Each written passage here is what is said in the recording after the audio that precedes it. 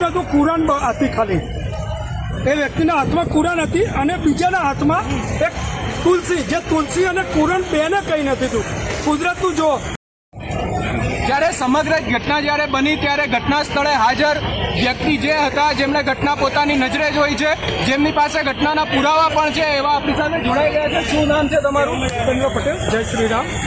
જ્યારે આ ઘટના બની હું પાછળ જ રહું છું અને મારે પ્લાયવુડની દુકાન છે. હું જ્યારે આવું થયું ત્યારે હું અહીંયા દોડીને આવ્યો, મને પોલીસનો ફોન બી આવ્યો હતો કે આવું કંઈ થયું છે. તો ત્યારે જ્યારે આવ્યું ત્યારે થોડી આગ લાગેલી એમ્બ્યુલન્સની બધી સાયબીટરને બધું વ્યવસ્થા કરેલી. પણ જ્યારે અમે બોડીઓ કાઢવા માંડ્યા, પહેલી બોડી હતી જેના હાથમાં કંઈ બચ્યું નહોતું, કુરાન હતી ખાલી.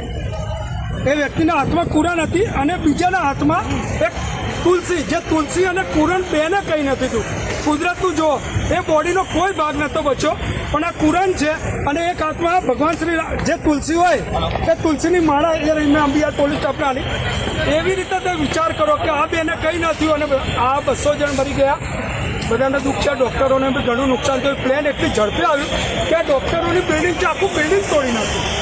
આખો બિલ્ડિંગનો ભાગ પડી રહ્યો છે. બીજે ત્રીજે મારે ડૉક્ટરો તો બચ્યા જ નથી, પણ બહુ ગંભીર પરિસ્થિતિમાં અહીંયા સ્થાનિક પબ્લિકે કેટલી લોકો આર્મી પોલીસ જે આવી ગઈ એને મદદ કરી કે બહુ ધન્યવાદના પાત્ર છે. આ લોકો સામાન્ય પબ્લિક અને RSSના લોકો આવેલા સવારથી પાણી, માસ્ક, મોજા બધું આપે છે.